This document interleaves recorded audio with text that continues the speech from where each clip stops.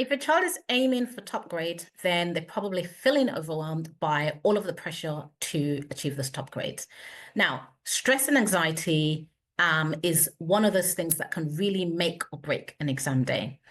Plus, there are the long-term consequences that we don't think about, things like affecting the child's confidence, their ability to perform, their overall stress and overall well-being.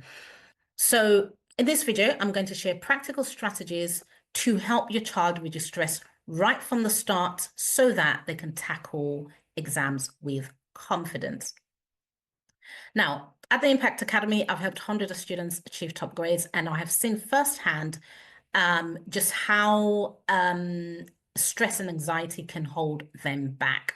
So what I'm going to do in this video is I'm going to give you some essential steps that your child can use to overcome stress and achieve top grades. And if you're a student watching this, then I'll be sharing with you some tips to overcome stress.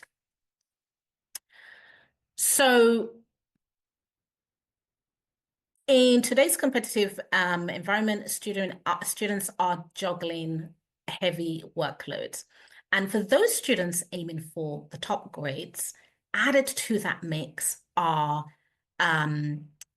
high expectations and that pressure to excel. Now, if students are not checking and not being aware of their stress and they're just going, then of course, one of the huge problems that can happen, one of the consequences of this is burnt out and reduced performance. So imagine your child walking into their exams feeling calm, confident, and prepared. That's what we're aiming for in today's video. All right, so let's jump right in, how to help your child achieve top grades without anxiety. So as I mentioned earlier, one of the biggest contributors to stress is that overwhelm, too many subjects, too many topics, not knowing how to revise, not knowing how best to develop your exam technique and so on and so forth. It can be quite overwhelming. So here's what I found. I found that having a structured plan in place can really, really help to do this. This is something that we do with our students who work with us. Why is a structured plan useful? Well, a structured plan will show the student exactly what they need to cover. It would also help them to see how much time they need to cover that topic. And by having that plan in place, it would help them to take the right action and thereby minimize anxiety right from the start. So it's that sort of saying of fail to plan, plan to fail. So planning really helps. Now, a good plan will include a timetable, would likely include a timetable, yes, but what they really need is a roadmap of the starting point. So by starting point, I mean what is the curriculum that they need to cover? What is the key thing that the specification requires of them? And then what are the steps that they need to get there? So having that plan will really help. Now, if you need more help planning all your GCSE subjects, then you might be interested in our mini course called the Study Plan Fundamentals that your child needs to ace their GCSEs. What's in that course? Well, you're going to learn how to create a study plan for all your subjects, not just maths and science, every single one of your subjects. It also has a roadmap that will show you exactly what you need to do, where you need to start, and what you need to do to finish. And having that plan is really going to equip your child with the tools that would allow them to stay motivated rather than just give up and turn the other way. And also there's a study plan bundle with easy to fill in template, weekly revision template for all their subjects. So if you want access to that, or you're a parent watching this and you think that your child might find that useful, then I'll put the link to that in the description down below. Now let's move on to step 2, how to help your child achieve top grades without anxiety. So One of the things that I have noticed with students, with the students I have worked with at the Impact Academy over the last 5 years or so, is that the students who start by year 10 outperform everyone. I'm going to say that again. The student who start by year 10 outperform everyone. And of course that's because they've had a head start. They've, had enough time to cover as much of the curriculum and, really solidify their understanding and create solid foundations.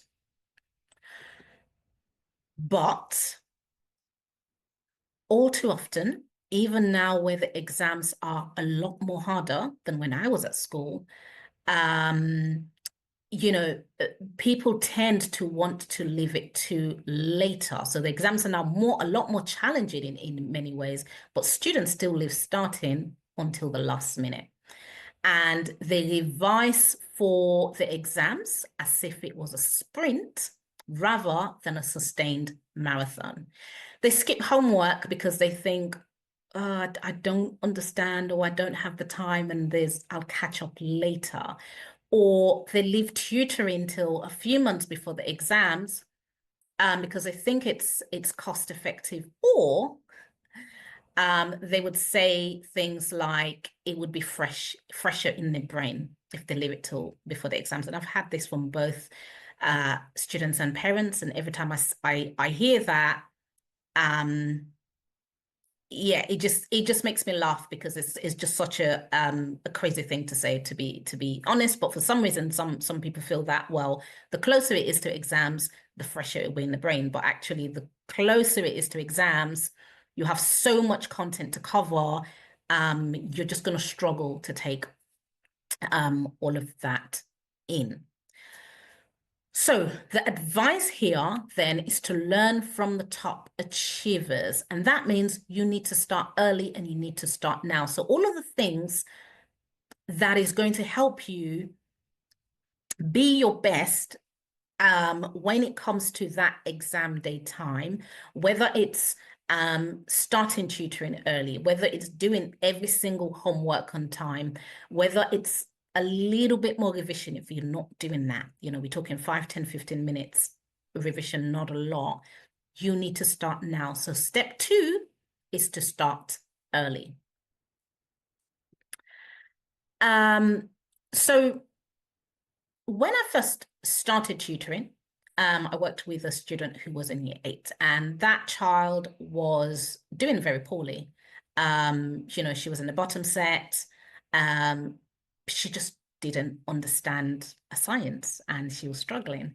Now, fast forward a year later, she was doing amazing and she went to the top set.